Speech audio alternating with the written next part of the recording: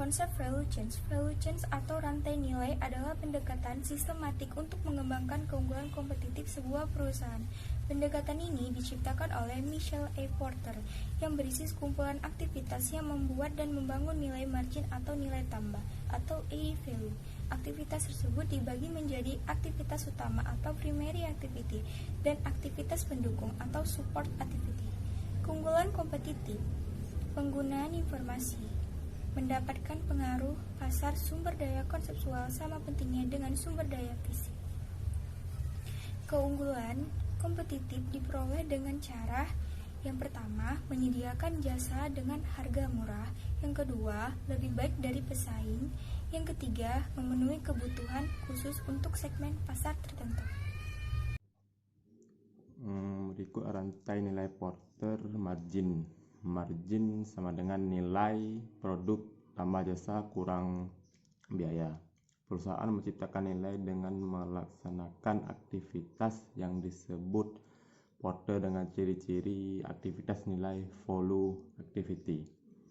Contoh, sebuah perusahaan memproduksi notebook dengan biaya Rp 7 juta.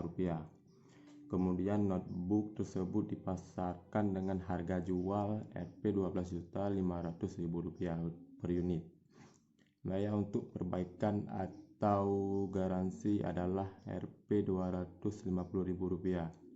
Berapakah besar margin apabila tidak terjadi komplain dari pelanggan? Primary activities atau disebut dengan aktivitas utama merupakan kegiatan pokok yang dilakukan oleh sebuah perusahaan untuk memberi nilai tambah berhubungan dengan produksi dan penawaran nilai yang lebih besar daripada pesaing kepada pelanggan. Yang termasuk aktivitas utama adalah 1. Inbound logistik, 2. Operation, 3. Outbound logistik, 4. Marketing and sales, dan yang kelima service. Sekian, terima kasih.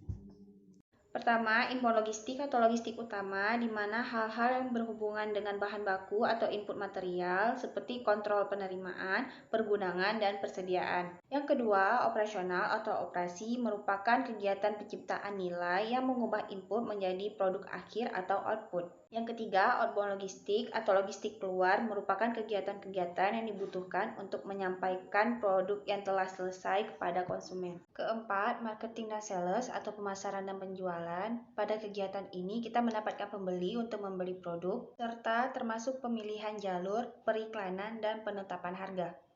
Kelima, service atau pelayanan adalah kegiatan-kegiatan yang menjaga dan meningkatkan nilai produk seperti customer support dan perbaikan service.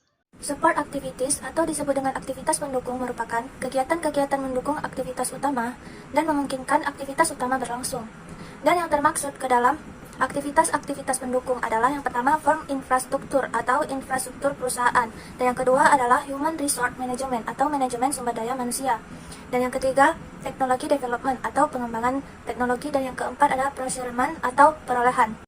E-business atau electronic business dapat didefinisikan sebagai aktivitas yang berkaitan secara langsung maupun tidak langsung dengan proses pertukaran barang atau jasa dengan memanfaatkan internet sebagai media komunikasi dan transaksi.